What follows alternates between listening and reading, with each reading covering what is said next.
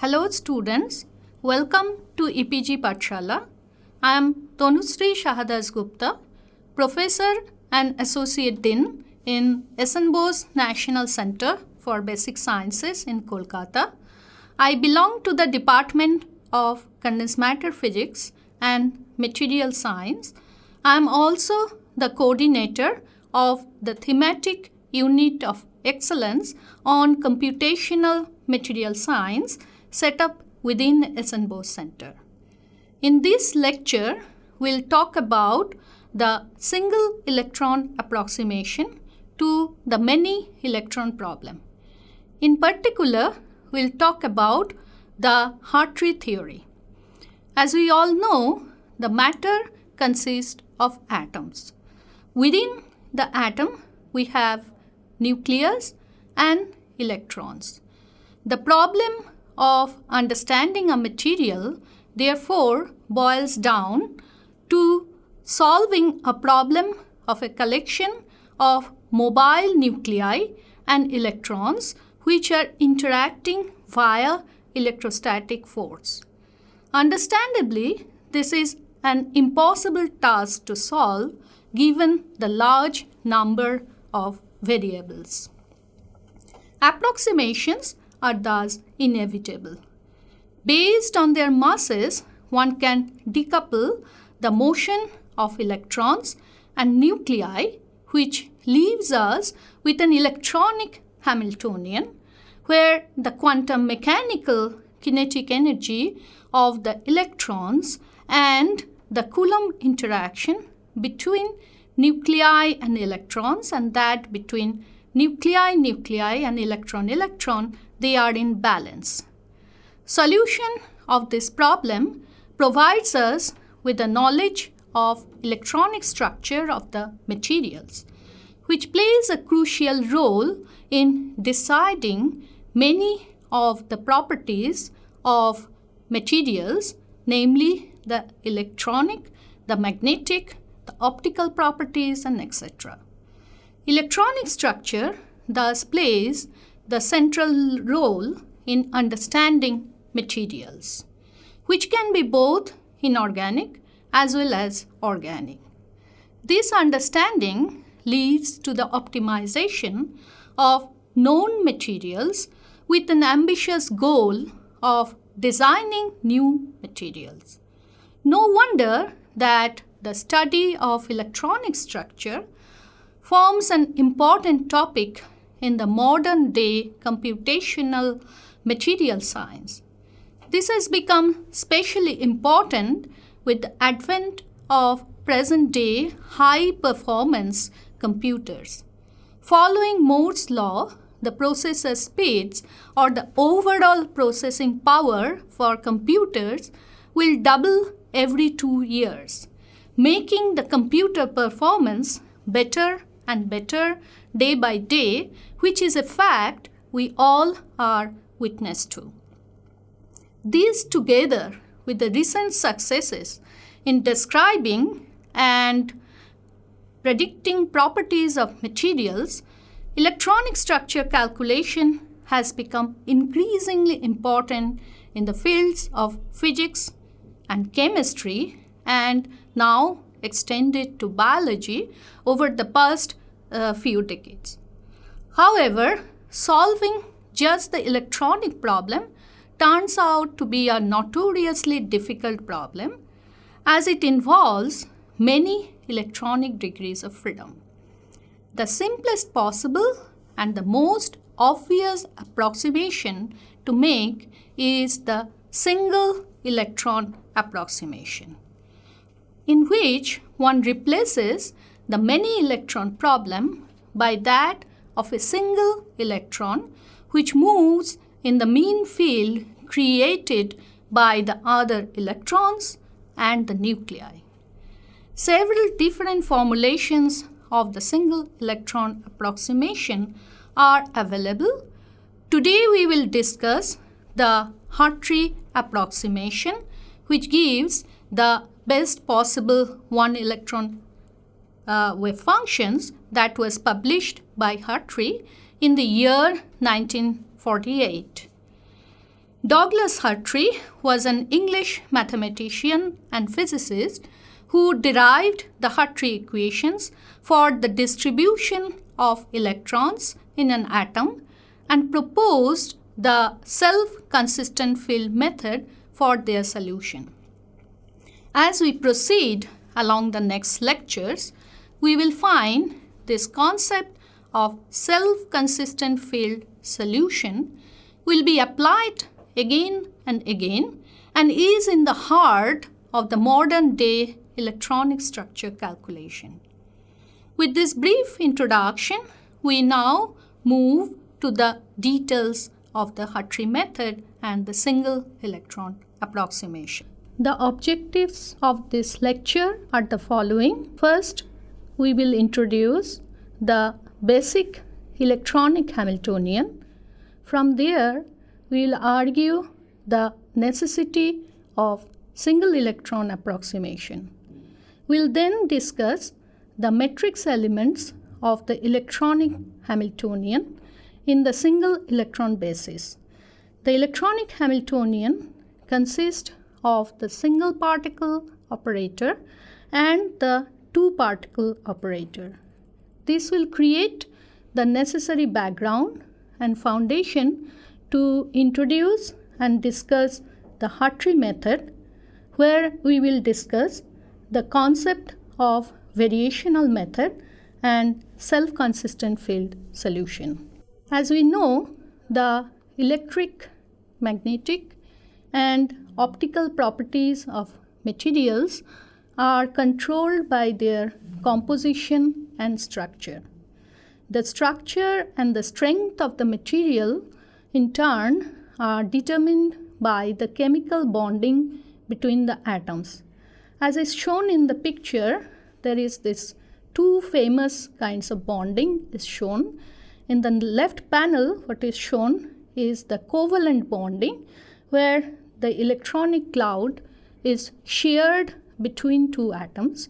And the next one is another famous example, is that of the ionic bonding, where the electron is transferred from one atom to another atom. This forms the two prominent kind of bonding other than the hydrogen bonding, van der Waals bonding, metallic bonding, and others. Thus, the chemistry controls the physical properties, and at the root of all of these are the electron. Understandably, the understanding and calculation of electronic structure that forms an important topic in the area of condensed matter physics, chemistry, as well as the biophysics, which is the topic of our discussion. This is because the electrons at the microscopic level govern the behavior of the materials, as we have mentioned. Good description of many macroscopic properties are obtained in terms of two major approximations. The first one is the Born-Oppenheimer approximation, which has been already discussed. The essence of this approximation is that the nuclei and the electrons, to a good approximation, may be treated separately. This is justified by the fact that the motion of the nuclei, which are much heavier compared to that of the electron, is significantly slower compared to that of the electron. Even after the Born-Oppenheimer approximation, we are left with many electron problem, which is an impossible task to solve. This calls for further approximation, namely the one electron approximation, which will form the topic of discussion today. The essence of this one electron approximation is that each electron behaves as an independent particle moving in the mean field of other electrons plus the field of the nuclei. The basic electronic Hamiltonian that is obtained after the Born-Oppenheimer approximation of decoupling the electronic degrees of freedom from the nuclei consists of three terms as is shown in this slide. The first term is the kinetic energy of the electrons. The second one is the attractive potential, which is generated by the fixate of nuclei. And the last one is the potential that is generated out of electron-electron repulsion. The Hamiltonian thus can be divided into an one particle part, which is shown here as little hi. This is called one particle part because the involved term here depends on the coordinate of a single electron, which is designated as I. The other is the two particle part because the terms involved here, which is given by this little vij, depends on the coordinate of the two electrons, namely I and j. The wave function psi is thus function of position and spin coordinate of n electrons. Since the Hamiltonian does not include any spin-dependent part, the wave function psi can be broken into space and spin parts. Analytical solution of the Schrödinger equation H psi equal to E psi for the space part of the wave function psi is not possible because it depends on too many variables.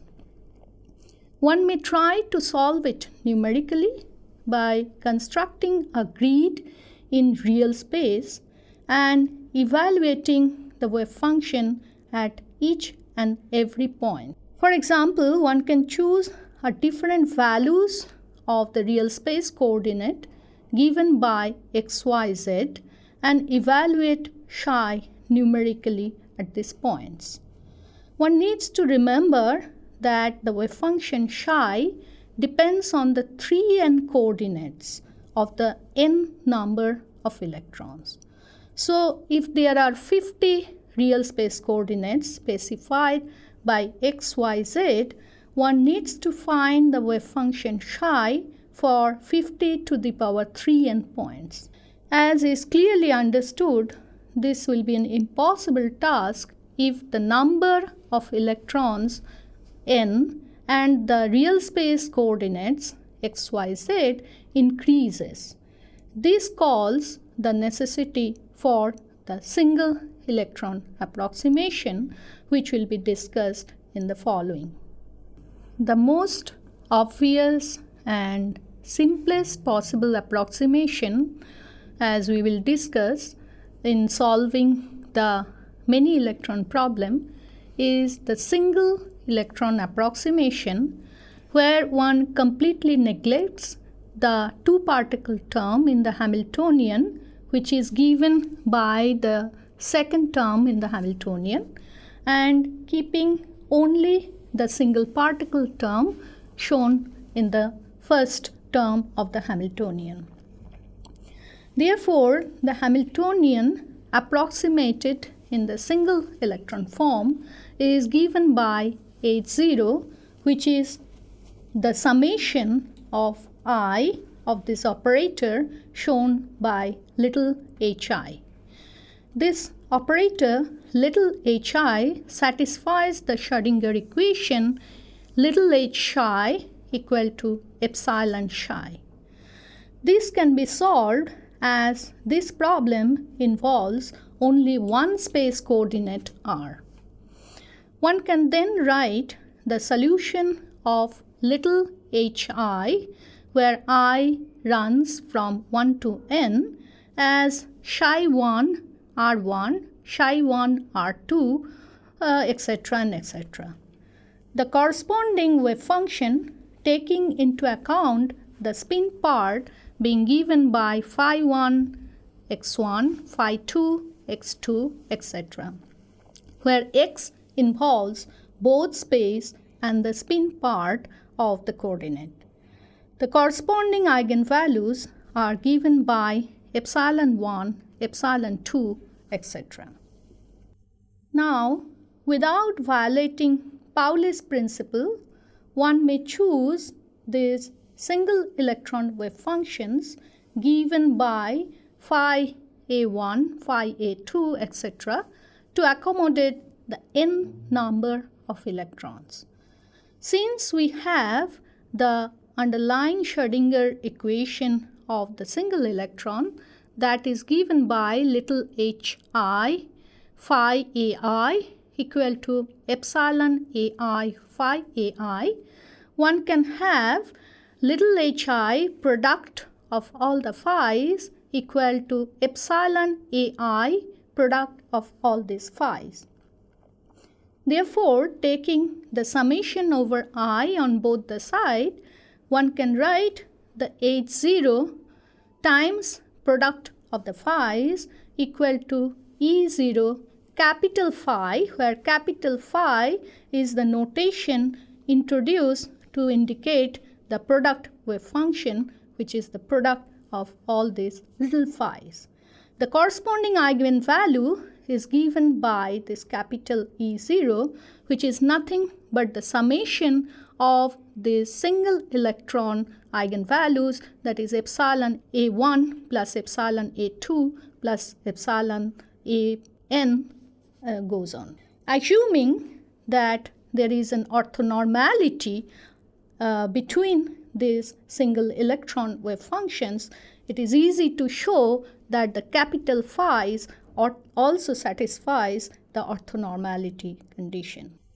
The eigenvalue equation within the single electron approximation is thus given by the determinantal form which is shown here. In principle, this is an infinite dimensional equation. In practice, one takes finite dimension and checks for the convergence in the result by increasing the dimension. We have this single electron equation, little h psi equal to epsilon psi, where psi depends on the coordinate of one electron. Thus, in the previous example, considering 50 real space coordinates given by xyz, psi needs to be calculated at 50 to the power 3 points. For n number of electrons and eigenvalue equation of dimension given by capital D, the calculation needed are thus capital D times n times 50 to the power 3. This is a huge simplification compared to what we discussed previously, 50 to the power 3n calculation needed for the full many electron problem. By introducing the single electron approximation, we thus achieve a huge simplification in the problem. It is, however, too crude to neglect the two-particle term completely, as we have done so far. A better approach would be to consider the part of the electron-electron repulsion, which is the two-particle term in the Hamiltonian, in H0, so that the difference between H and H0 is not large. However, we need to remember the part to be included must be function of coordinate of one electron only, so that it can be solved. So the H0, taking into account apart from the electron-electron repulsion, now should look like summation of over I, little hi, plus an additional term, summation over I, a phi. The single electron equation in this case will be given by little h plus f times psi equal to epsilon psi. Of course, one needs to have a prescription how to choose f, which will be discussed later, but this introduction of f involves the concept of mean field. which is shown in the cartoon picture here.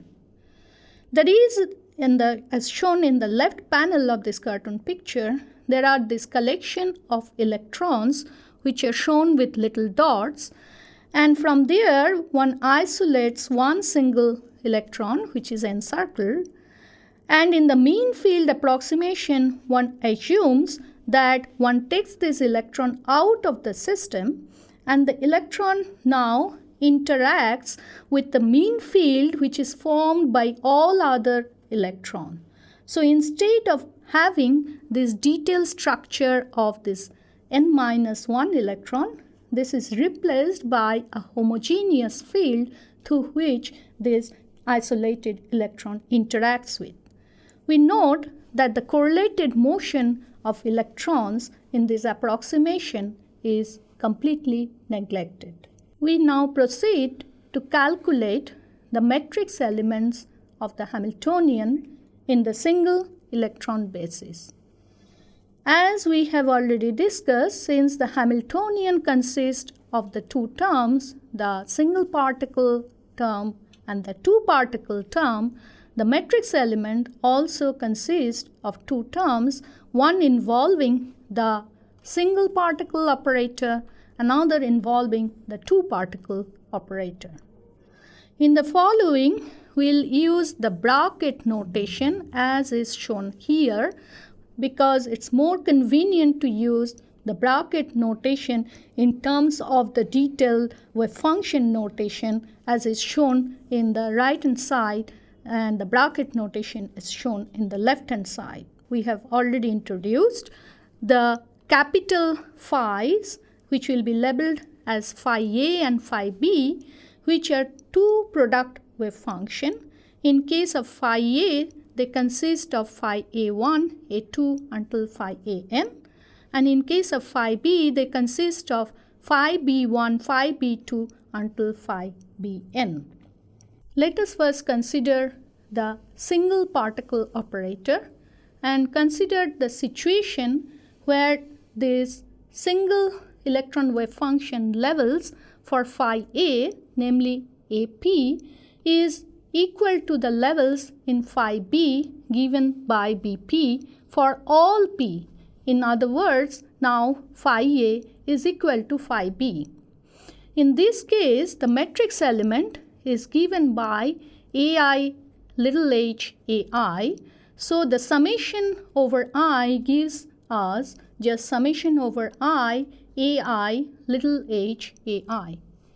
Let us now consider the situation where we have AP equal to BP for all P except K. In that case, the matrix element is 0 until and unless the I, which is the label in the Hamiltonian, is equal to K. And in this case, the matrix element is given by BKHAK.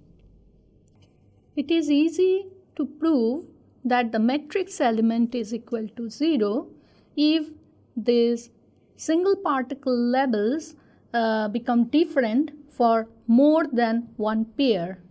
That is, AP is equal to BP for all P's except P not equal to K and L, let's say. In that case, one can prove very easily that the matrix element is equal to 0.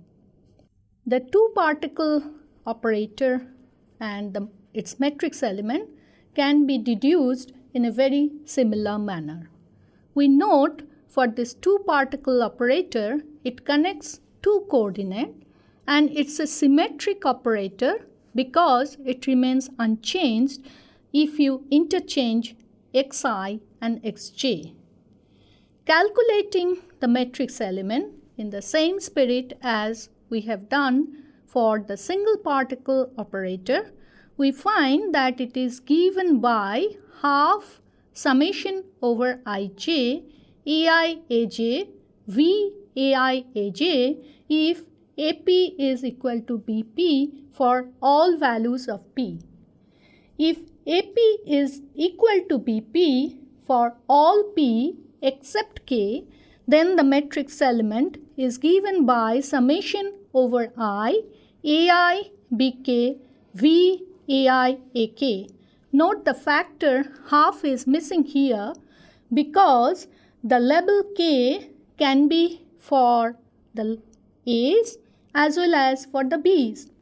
However, since the operator V is a symmetric operator, the contribution of these two terms are exactly identical, and you can sum them up, and which will cancel the factor half, giving rise to the result summation over I, AI, BK, V, AI, AK.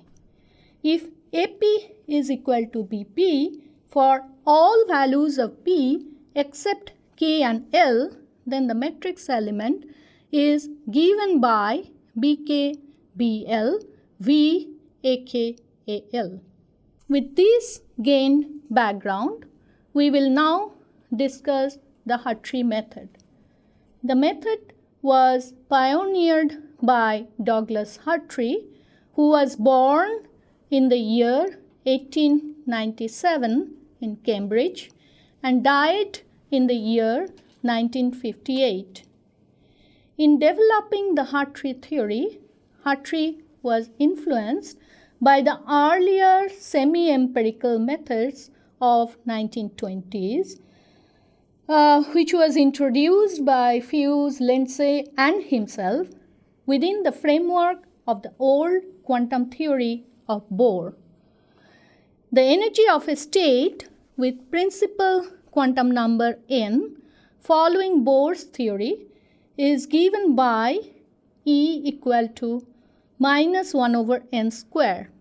However, it was found that the energy levels of the many electron atoms obtained from the atomic spectra can only be described by applying a modified formula given by E equal to minus 1 over n plus d square, where d is an empirical parameter arising out of electron-electron repulsion. Hartree aimed in doing away with the empirical parameters and solve the many electron problem from fundamental physical principles. In other words, in an ab initio way. His proposal became known as Hartree method. The basic assumption of Hartree theory is given by the form of the wave function expressed as a product wave function, as is shown here, where it's a product of all the single electron wave functions in the labels A1, A2, etc. until An.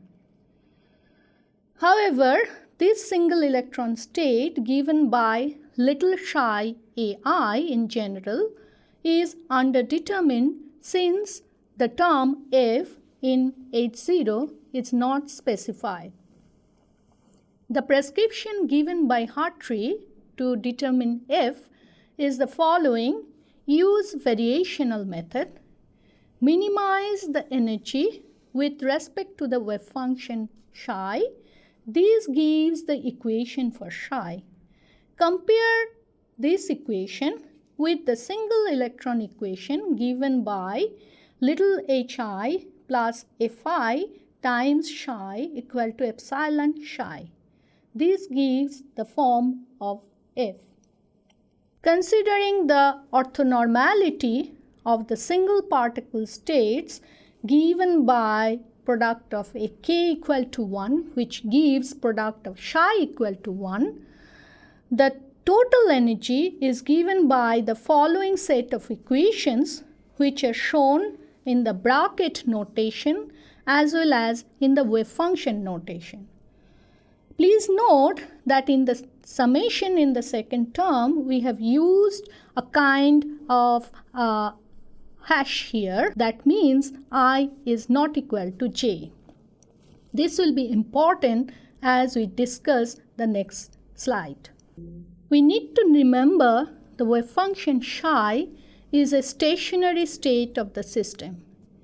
Any variation in wave function should give zero variation in energy.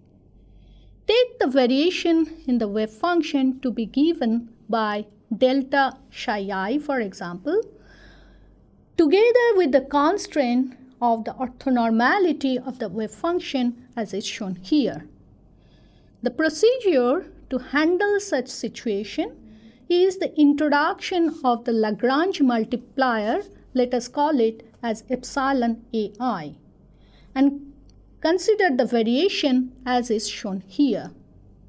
Varying the wave function psi ak in this equation, one therefore gets the following equation.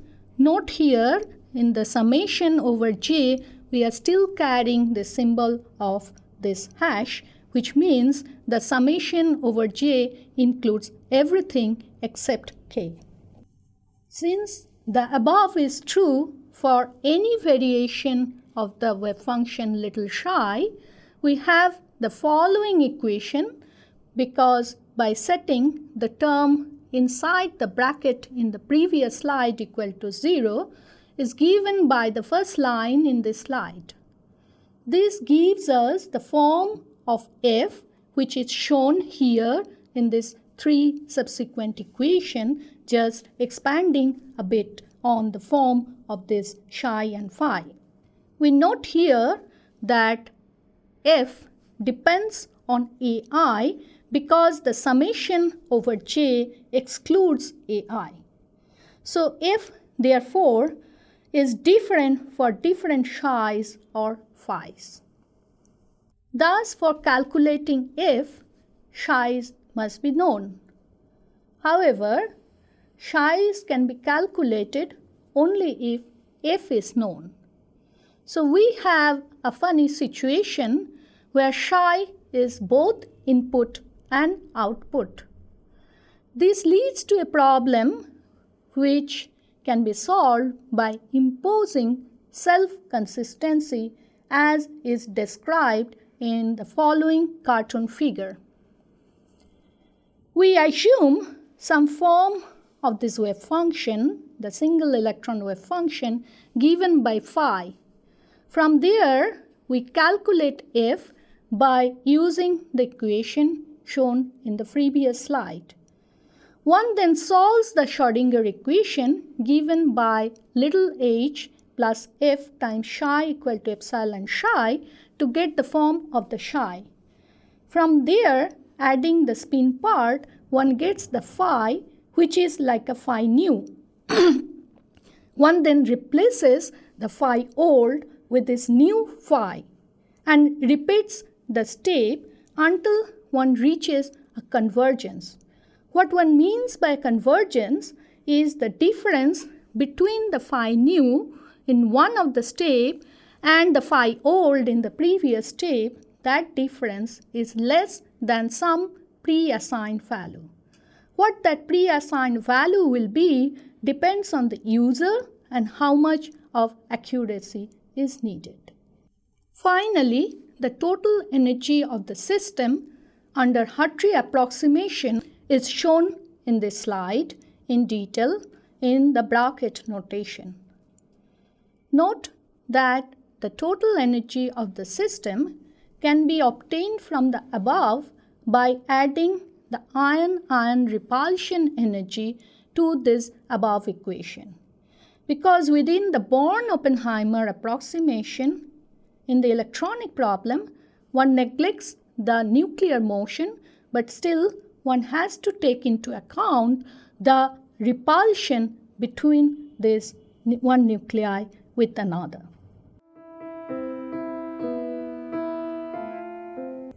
To summarize, a great deal of simplification is obtained by single electron approximation of the many electron problem, which otherwise would have been impossible to solve. The Hartree theory in this respect is the first step forward, which expresses the wave function of the system as product of single electron wave functions. This leads to the self-consistent approach, as the potential contains the information of the wave functions, while the wave functions themselves are the solutions of the problem.